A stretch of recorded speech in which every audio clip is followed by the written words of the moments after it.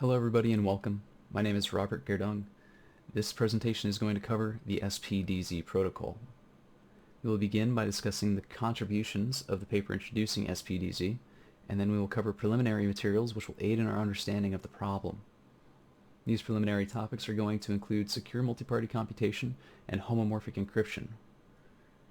We will also discuss SPDZ's objective as an MPC, as well as why FHE is not being utilized for this problem. We will then give a detailed description of the SPDZ protocol, which will include its online and pre-processing phases. Then we will review a small example to display how shares of values are distributed amongst the players and how calculations can be completed. Throughout this example, we will not include MAC values, only how primary computations are completed.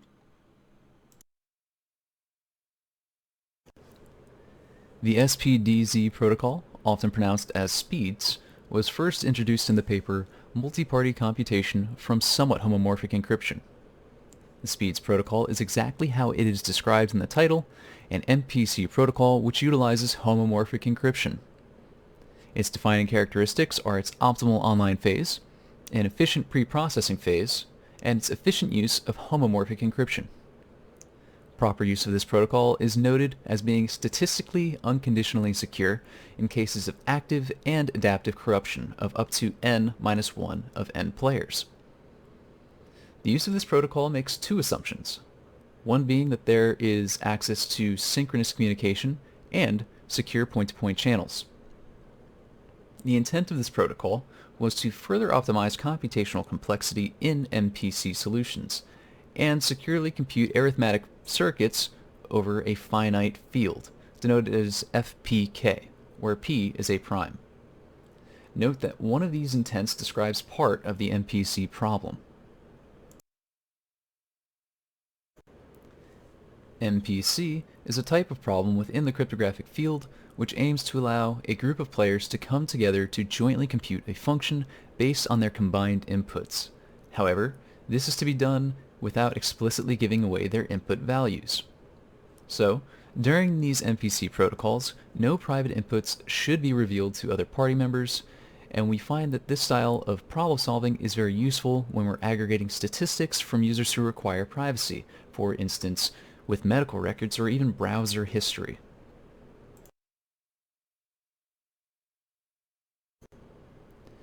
The MPC protocol we're about to describe, SPEEDS, utilizes a form of homomorphic encryption. This is a style of encryption which allows data in its encrypted form to be processed with mathematical functions. Data in its encrypted state is commonly called ciphertext. There are different kinds of homomorphic encryption broken up into tiers, and here we will discuss the most common of those. Fully homomorphic encryption is the most advanced of these schemes, which supports the computation of ciphertexts with unbound depth or circuits, where a circuit will describe a mathematical function and a gate is a single mathematical operator, such as addition. Somewhat homomorphic encryption, which is what our protocol will utilize, supports processing ciphertexts on up to 2 gates. In our case, we will use addition and multiplication. Leveled fully homomorphic encryption is a variant of fully homomorphic encryption, where arbitrary circuits are supported. However, the depth of circuits are limited. Partially homomorphic encryption is simply a function which supports computation on ciphertexts for only one mathematical gate. Fully homomorphic encryption appears to solve the MPC problem very well, and it does have some advantages. Namely, it requires limited interaction between parties, in which they only really need to provide input and receive output. They are also straightforward to use. A ciphertext can be sent to a party for computation, much like a normal value. However, these advantages do come at a cost, which is namely computational complexity, otherwise known as speed. At the time SPEEDS was introduced, fully homomorphic encryption was impractical for computing anything but trivial functions. Remember, this may not always be the case. When SPEEDS was introduced as an MPC, it provided some unique features which proved quite advantageous. Namely, that the protocol is broken up into 2 phases, a pre-processing phase, and an online phase. The pre-processing phase is entirely independent of the online phase, so this can be done at any time before player interaction is needed. The online phase will utilize data generated during the pre-processing phase, which will greatly enhance the speed of player interaction during the online phase. The protocol itself supports multiplication and addition, which we know is our classical definition of somewhat homomorphic encryption. However, it does come with a catch. It is limited to a multiplicative depth of 1. SPDZ will also be secure in cases of dishonest majority. So long as one player is being honest, this protocol will work. Speeds is not without fault, though. We will mention that it cannot guarantee the termination of the protocol, say in cases where a player stops communicating. And in a case where a player is lying, we may also be computing wrong values, and we will not know until the end of the protocol. We will explain why this is in just a few moments. Before we describe the protocol, I'm going to introduce some notation. Here we denote an angle variable, which describes data in the form of a vector, which contains a 0 value, a group of variables broken up into n shares, and a MAC value gamma, which corresponds to these shares of the variable. The sum of these shares is equal to the value of the variable. Angle variable sub I represents a share of a variable, which is being held by a specific player. It contains the same fields of data denoted previously, however it is specific for this player. Double bracket notation denotes a similar situation, however this contains every share of a variable and the key to view the max for each variable. This is essentially a completed or whole value. We will also mention what is called a partial opening. This is where players will send shares of their variable to a designated player who will then construct this variable, which is simply the sum of all the shares of that variable. The player will then broadcast this variable to all other players. The paper describing speeds introduces the online phase first. We will do the same in the spirit of their paper. Many of these values will be created in the pre-processing phase, but for now just know that we have access to them. The online phase begins with an initialization step where we assume that pre-processing has already been completed. Each player will start with multiplicative triples A, B, and C angle, where A, B, and C angle are values which hold the shares of A, B, and C. These values hold the property that C is equal to A times B. Each player will also start with pairs of random values R angle and R double bracket. In this case, the value of R itself is the same, but the shares are different. Each player will also have access to single random values T and E, as well as shares of a key alpha, which will be the secret global key used to validate our calculations. Each player's starting values will be determined by their pre-processing phase, and note that these do not require any input to achieve. In our problem, we do not require that every party member has an input, or that they are limited to only one input. Players can have many or no inputs, but still be able to participate. For simplicity, just assume that we have 3 players, and each one has their own input. So, each player, PI, with the input of XI, will select a pair of random values, R angle and R double bracket. PI will then open double bracket R to retrieve their R values for themselves. PI will then calculate and broadcast the value epsilon, which is equal to their input value minus the retrieved R value. Remember that R is the sum of all shares of R. Each party will then compute their share, denoted as X sub I angle, and this is equal to their share of R plus the global epsilon. At the end of the input phase, each player will have access to a share of every other player's input and the corresponding share of that value's MAC.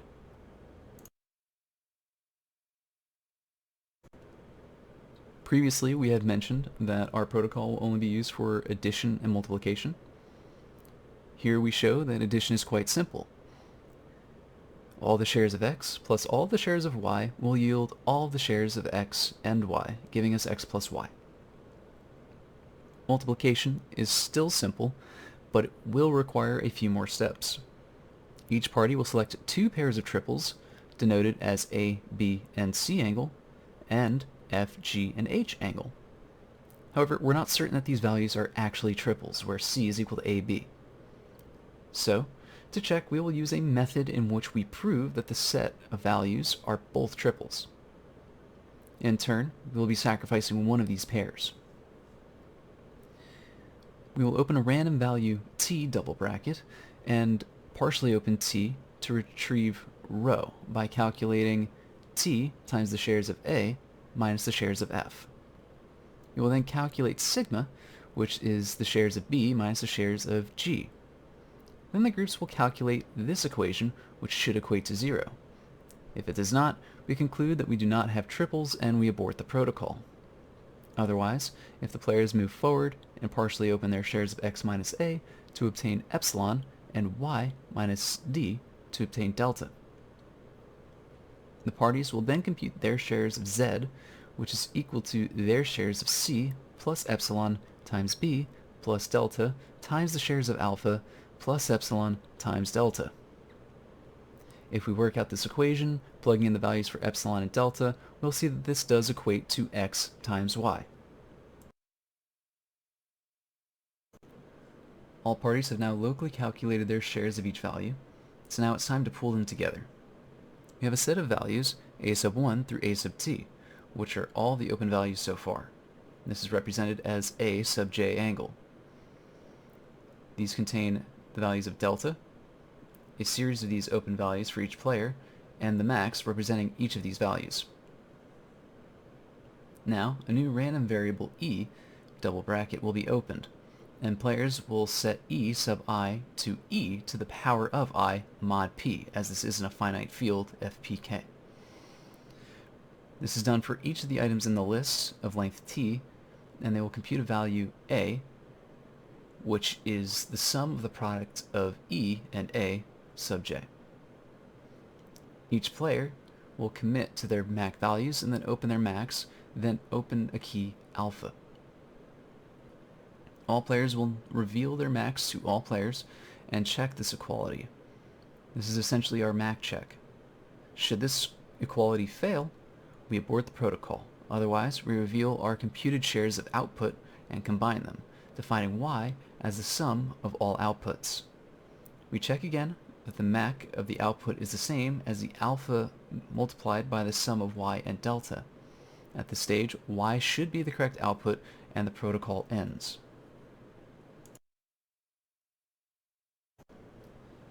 The construction of this protocol utilizes unconditionally secure MAC values, which will be used to protect shared values from being manipulated.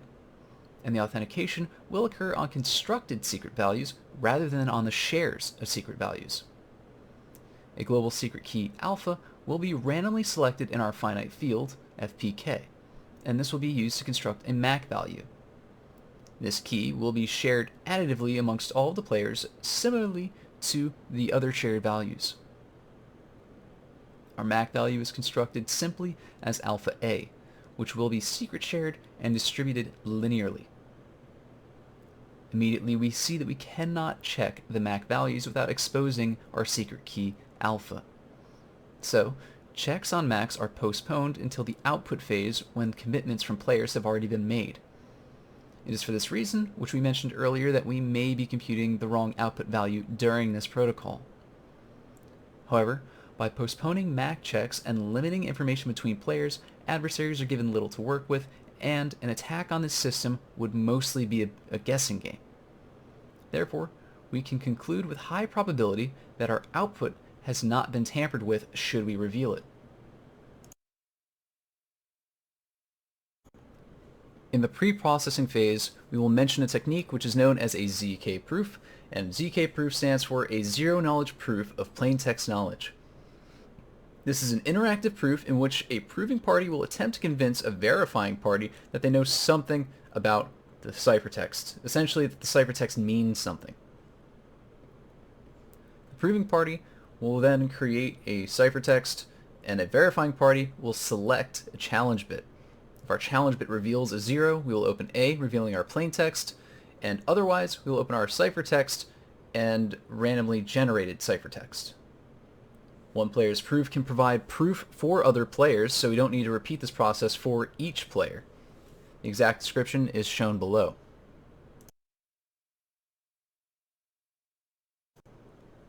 So now we've come to the point where we're going to be outlining the pre-processing phase we've been talking so much about. Our pre-processing phase will start with an initialization step, which will generate a global key alpha and personal keys beta. The phase starts by getting a public key, and then each player will generate a MAC of this key, denoted as beta sub I.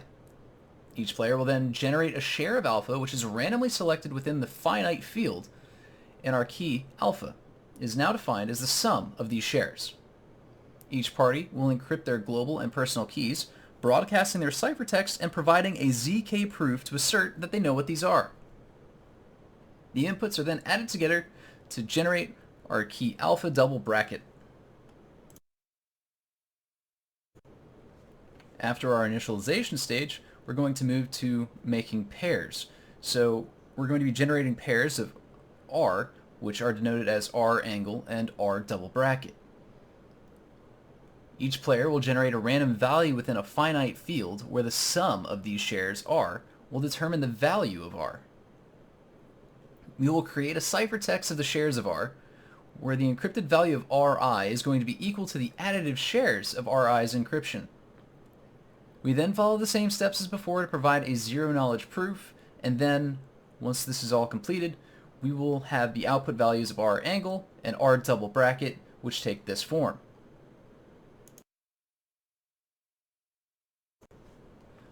Once we generate pairs of values, we're going to generate triples of values in the form of A, B, and C angle.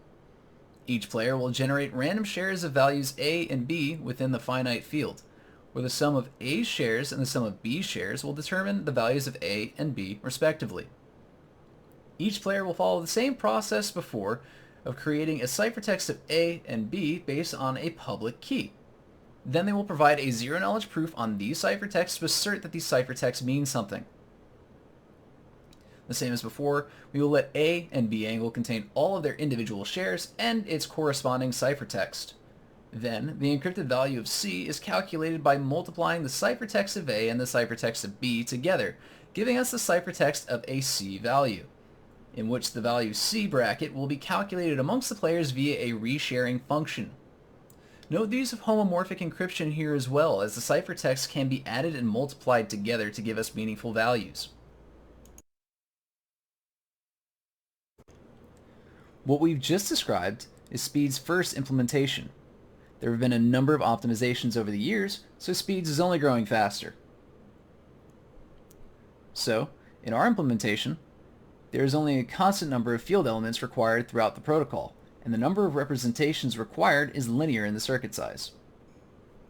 The expensive operations throughout the protocol are going to be independent of the circuit size. The number of messages required when opening shares has an upper bound of n squared messages. This will occur due to every player needing to share information with every other player during the opening phases. However, this can be reduced to big O of n by sending all the shares to be computed to only a single player. This may sound like a security risk, however, if the data is corrupted in this phase, then it will have the same effect as a player lying about his or her shares in the first place. Publicly broadcasting values can be expensive, but it can and has been optimized further in later implementations. The pre-processing phase can also be optimized further, where we realize that the triples can be generated in parallel to each other. For the cost and security of the online phase, with n players computing a circuit of size S, the storage space and computational complexity has an upper bound of S plus n squared for both elements and operations, and it has an error probability of 1 over p, where any error propagated from an adversary would essentially be a guess. The result yields an efficient solution where the time to complete the circuit securely is close to the cost of just completing the circuit. The implemented results of this protocol boast a single multiplication in just 0.003 milliseconds, with just 3 players connected via LAN and using a finite field with a prime integer of 64 bits. Here we're going to show a concrete example of gathering inputs during the online phase. Here we have 3 parties, but I'll only talk our way through the first party. The following steps for each other party are exactly the same. So, party 1 has an input and they want to share it. They've selected a random value r, and the shares of this random value are such that the shares of this r will add up to be r double bracket. P1 will then broadcast this value epsilon, which is their actual input minus the total r value. P2 and P3 will then calculate their shares of this input, which will be equal to their share of this distributed r plus the broadcasted epsilon. We see here that the sum of these distributed values is now equal to P1's input. Now that we've gathered our inputs, so we want to multiply two of these values together. We first receive shares of a triple calculated in pre-processing, A, B, and C. And then we will have parties calculate a value epsilon, which is their share of input x, minus their share of a random A. The same will be done to calculate delta, but with input y and a random B. The parties will then combine their epsilon and delta values to compute the function c plus epsilon b plus delta a plus epsilon delta. We see here that multiplying P1 and P2's input directly will give us the same result.